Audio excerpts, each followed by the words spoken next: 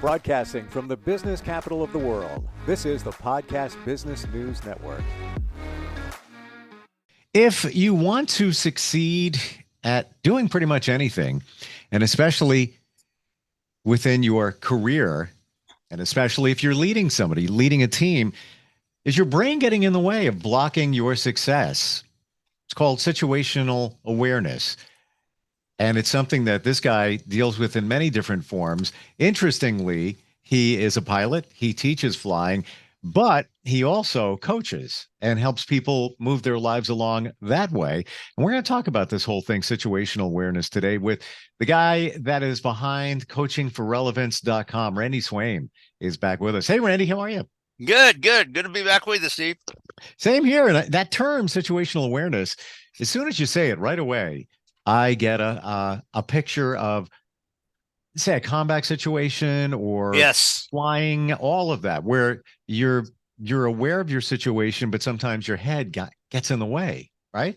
Yes, it does. And in fact, there have been a number of times where I've been,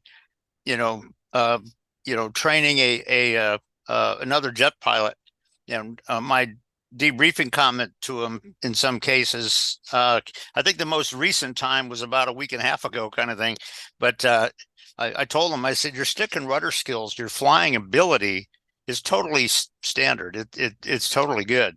But what's happening is you got to think about when your brain is getting in the way of what you're really trying to accomplish. Is it distracting? Is it getting in the way? Is it blocking what you're trying to really do? Because that does happen sometimes. And we can mention a couple of things back that, because you said you're right. In a military context, in an aviation context, it's really critical. But also in a leadership context, for anybody who's leading their team in their business, it's a critical type of thing. And in fact, I'll just kind of mention this one thing too, that it'll lead to a concept that I've brought out a number of times, and it's kind of rooted in neuroscience, which is the science of how the brain works and all of that kind of stuff.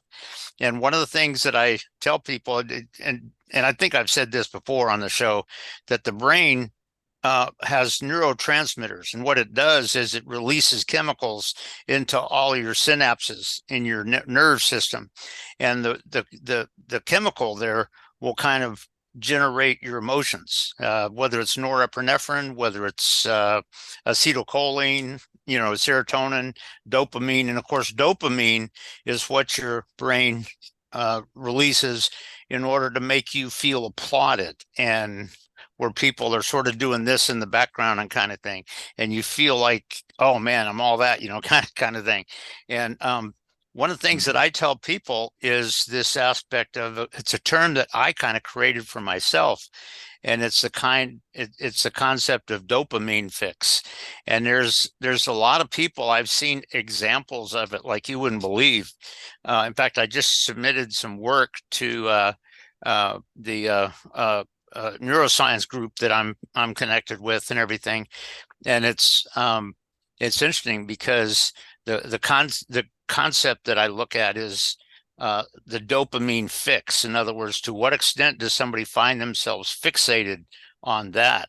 Because if you're fixated on that and that's your primary thing, guess what? It could keep you from seeing the one thing that you should have seen that you didn't. It could be something that there was one factor that you weren't aware of because your focus was on that. It could be that you're making assumptions about how you're interpreting the factors that are not totally true, kind of thing. And so one of the things that I tell people is when you're leading your team, or like you kind of implied correctly, if it's a flight crew or if it's a military group that you're leading in a challenging situation or whatever, you got to understand, is your situational awareness truly clear? Or to what extent are you just gravitating to a couple of rote, superficial academic thoughts? And that may not be totally true right there at that point of attack. And it's a key insight when you're talking about leadership and when you're talking about the concept of strategic planning and trying to get to our strategic objectives and all of that. And you'd be surprised. I think I may have mentioned this on a show a year ago or something like that here, but I mentioned this long time ago previously, that you'd be surprised at how many people I have seen, start down the way they want it to be, and then when it doesn't work, instead of correcting what their vision of it was, and instead of realizing that this is going to maybe be a little bit of a blockage here, what do I need to do for that? Instead of doing that, they just cast blame on this thing over there, and that's not what it should have been. Well, you know what? It was there. And are you aware of it? So when you talk about leading your teams and you talk about this aspect of really making your team better and making your business and company organization better and really reaching even further to the success than you expected to look at and all of that. These are the things that'll happen. And quite frankly, when you're going on the journey, there may come a factor on scene that not only initially makes you feel like that's resisting, but it may be opening a door that you didn't realize that's going to take you to a higher level. Are you aware of that? And so when you talk about, it's just a couple of things to think about, and you can kind of throw anything in you like, kind of thing, question wise or anything, but to what extent, and the way I put it is, to what extent are you focused on just committing to your dopamine fix? Or are you really, truly seeing the strategic, situational awareness? And Is it Randy, a yeah, product of people wanting to see what they want to see, as opposed to really what the reality is that they're dealing with? And you know what? That's a big part of it. Because they're just, they blame games if it's not just what I wanted to see. Well, guess what? At the beginning, it wasn't exactly that. It was in that direction. It sort of had a picture of some of that. But you know what? When you talk about an organizational maneuverability concept back here and stuff, the aspect on that, and you kind of implied correctly so, this is true in pilot and flight crews. This is true in military engagements and things like that. There's factors that come on the scene that you didn't expect. Are you ready for it? Can you adapt and reach the success with that there? And sometimes, like I said, sometimes the factor that comes on scene may initially look like it's a threat because it's a distraction from where you were going. But what if it's really opening a door that if you just corrected this much right here, you went to a higher level of success than you would have ever thought, possibly? And so it is kind of interesting when you're looking at that sort of stuff. And when you look at the neuroscience aspect on that, to what extent is your brain getting in the way because it's just totally dependent on the dopamine fixation, if you will? Or to what extent does your brain see the adaptive possibilities that could be coming on scene? To what extent do you shut your brain down because you just go into this blaming mode rather than, oh, you know what? If I just correct the course 5 degrees here, wow, that kind of thing. So there's a lot of aspects about that when you're talking about leading your teams. And when you look at this, I got to tell you that when you're talking about your team that's working for you, with you as a leader, guess what? Are you really modeling that for them? Do they see that in you? Because I'll tell you, I can't tell you how many times I've seen people that were not good leaders, but they were, and they weren't in leadership positions, but they were trying to act like leaders over the people that they work with and everything.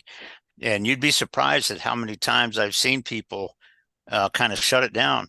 And instead of doing anything, they just talk about blame gaming. Well, you know what, that should have been like this. It wasn't. That's just stupid, and all this kind of stuff. And as a leader, you're always modeling for your team, whether it's good or bad, because they're always experiencing you. And are you modeling something that's good, that's going to not only take your team to a much higher level of success than you ever envisioned, or are you modeling for your team the aspect that they become better? And you know what? Down the road, when they get promoted to a higher role in the company is better off. And so those are all some aspects when you're talking about this aspect of leadership, and the actual aspect of truly going in and seeing the no kidding situational awareness. And what's the unseen value in it, perhaps, or what's the risk? There could be risk in it.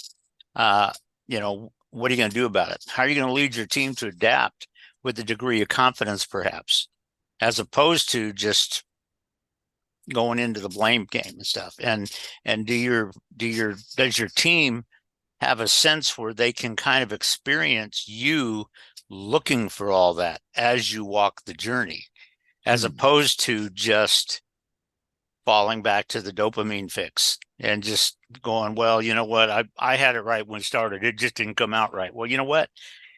It's a changing world, as much as I hate to say it. There's things that adapt. There's things that come on that sometimes you didn't expect. And are you ready for that? Can you really reach success in that?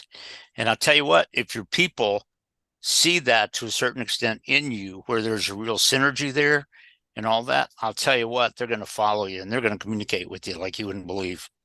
And they're going to become better. Is a dopamine fix that bad? You know what? The dopamine fix itself isn't.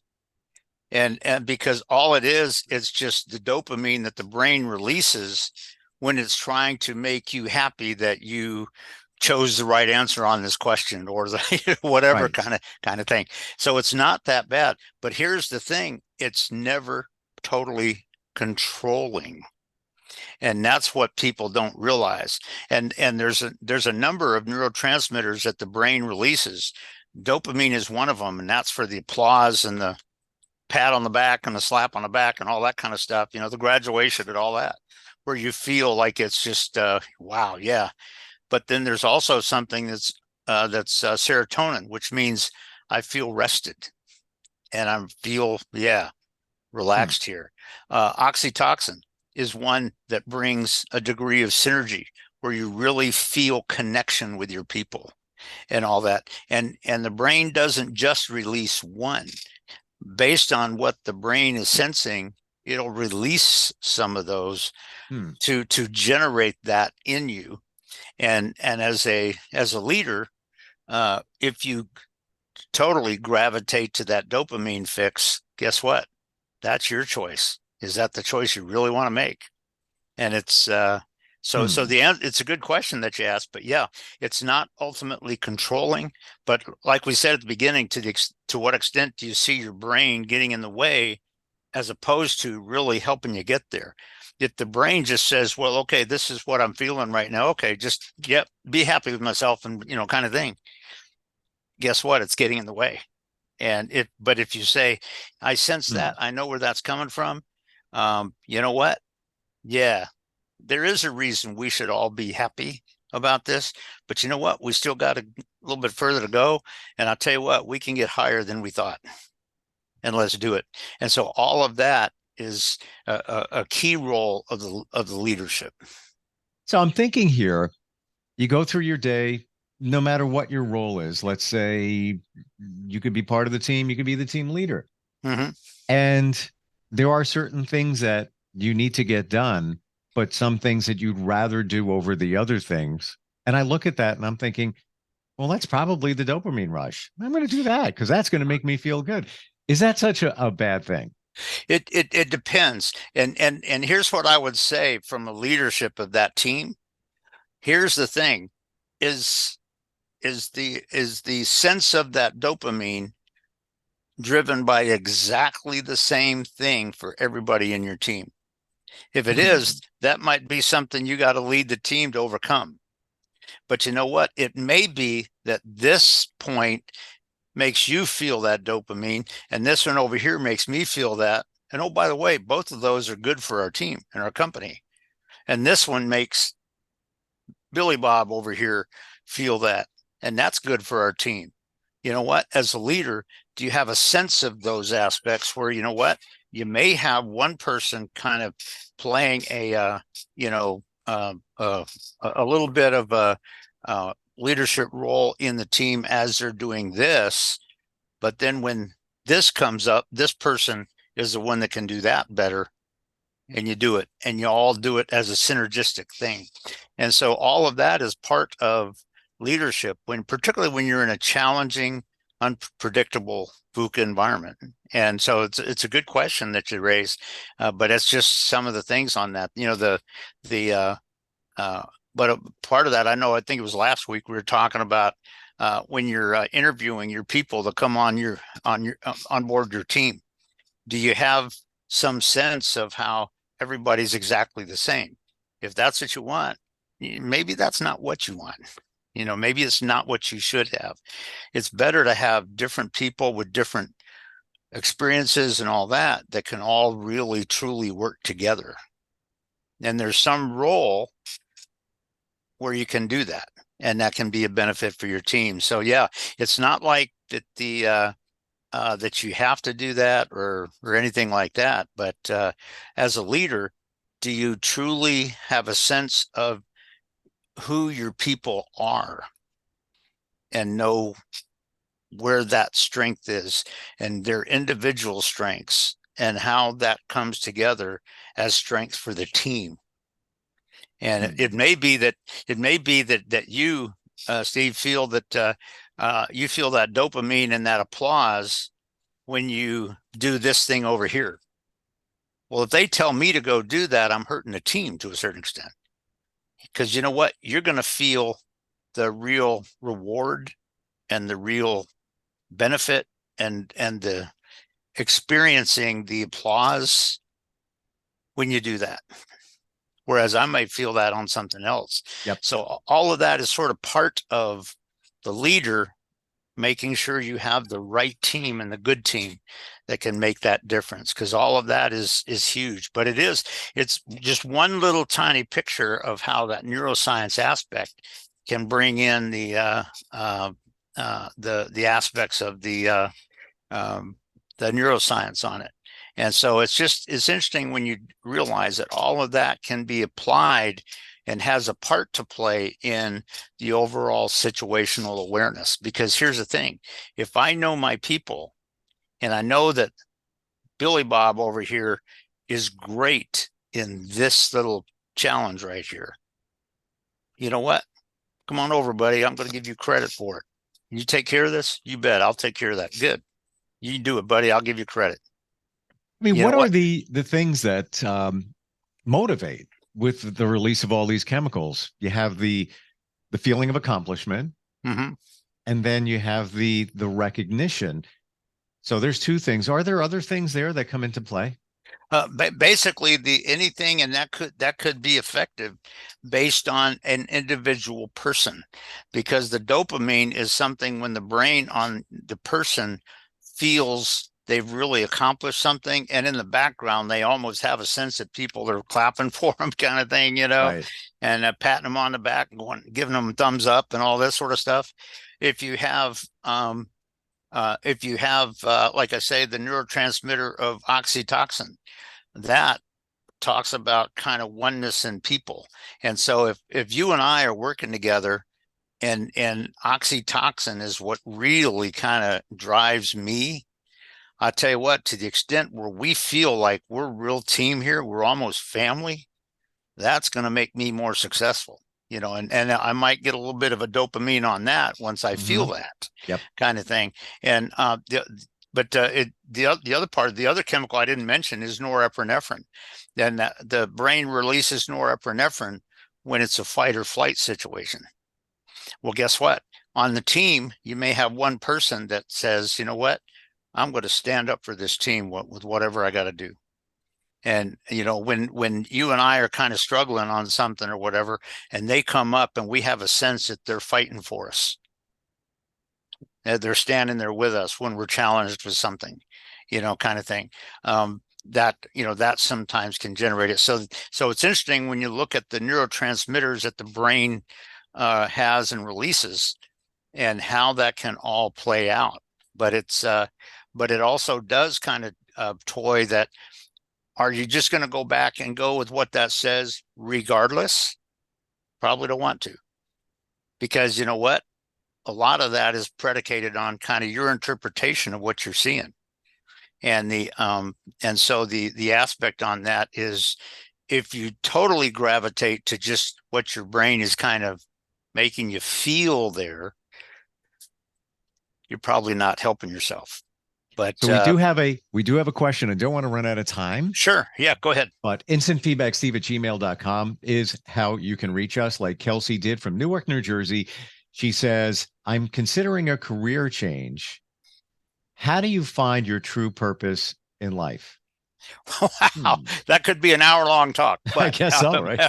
But I will say this: one of the things that I would do if I was coaching her, and I think you said her name was Kelsey. Yes. Yep. Okay. What I would say for Kelsey is, I said, well, Kelsey, if you think back to your journey so far, at key points in your life journey, what were the couple of things along that journey that just drove you, that just boom? When did you sort of experience that? When did you sort of feel that? And when she perhaps told me what one or two of them were, I would then ask her some questions like, okay, what made you feel that at those key points in time? What is it that made you feel that? Because it could be that the center of what we used to call why it matters with Sherpa coaching is the aspect of, what is your why it matters? What's that central thing in here that drives who you are? And in your career right now, are you getting that?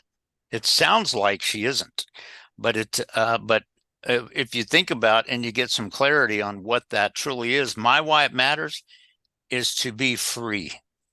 And that doesn't mean that I have to be free to do anything I want and you can't say anything. No, what it means is I always have freedom to choose. I always have freedom to choose and make a choice. And some of those choices in my life have been good. Some of them I could have made them better, kind of thing with where I was going. But what is that central thing as you look back in your journey, and perhaps what you're feeling right now? What is that one thing that is driving the center of who you are as a person? What makes you feel like it's like the entire stadium is standing up and cheering for you, not because of what you accomplished, because of what you're doing in light of who you are? And so what I would suggest for there just as a simple point on that, because like I said, that could be an hour-long talk, but I would, for her with the question, it's a great question, and I'm glad that she mentioned that. But I would say that what is that central thing that drives who you are? What makes you want to do such and such? And what is it in your character with who you are that is that central thing? And what I might encourage her to do is to look back on that journey and simply say this: fill in the blank of either to blank or to be blank, and see how you would fill that in. Ooh, that's a good one. And you know what? Have her give some thought on it based on her journey and based on what she's feeling right now. How would she do that? And you know what? I had one attorney client that I was working with. I think I shared it on a story probably about 14 months ago. But this guy thought he was an attorney. He was a defense attorney. And I'll just share this with you very quickly. But he was a defense attorney. And he initially thought that his why it matters was to win. You can imagine an attorney would think that. But you could tell in his body language, I don't buy that. Him talking, and he went through a time when he was in the military. Are you still there? I'm here, and you froze up. Oh, okay, okay. Well, I'll keep talking then. But Sure. I'll just say that this that he I kept him talking. He was talking about this situation that he witnessed, and everything in it, his nonverbal communication totally changed. I mean, the tone in his voice, the shoulders, everything. And I shared that with him. And what he realized, his central thing was not to win, but to be right. And he looked at me and he said, now I know why I got into defense law, because the Constitution that we have says that even if you're guilty, you're entitled to defense for your, when you're charged and everything. Sure. And so I just found that interesting, that but if she can give some thoughts on that, and she would like to, and if she can kind of fill that in, maybe that'll help her decide where she wants to go from it. But it's almost anything based on kind of who you are, but have sort of a sense of who you are and kind of where you're wanting to go with it. And you're filling the blank before, I think, was spot on. I mean, that's making me think. Cool. I'm glad it did. I'm glad. Yeah. That was a good one. Like I say, it's to blank or to be blank. And if you can fill that in on something that is deeply central in who you are, that'll probably give you a hint of kind of where you want to go with it. Or we've got you. You're always available if somebody wants to talk, right? You bet. Easy to find, coaching for relevance.com. And I know that you're available. It's not a big sales pitch or anything. You're available. Somebody wants to talk, at least start the process, maybe for some change or maybe better leadership on their team. And that's a no charge initially when you get together with somebody. That's true. Yeah. I just build relationships. Now, if they have a need and they want some coaching, yeah, we'll come up with something, but based on what their need is. But yeah, I don't charge anybody just to get on the phone and have a chat. And so I enjoy building relationships. So yeah, they can reach out to my website, coachingforrelevance.com, and my contact information is on the homepage, but they can check it out if they want to. And all that. I like building relationships. Yeah. Great talking with you. Great topic today. I was wondering where we're going to go with that, but it definitely is very clear in terms of what you're doing and your perception of what you're doing. What I'm doing is I got to shut us down because they're going to shut us off. Sounds good. Well, Steve, listen, man, it's good to see you again, buddy. Thank you, Randy. Okay. Bye-bye.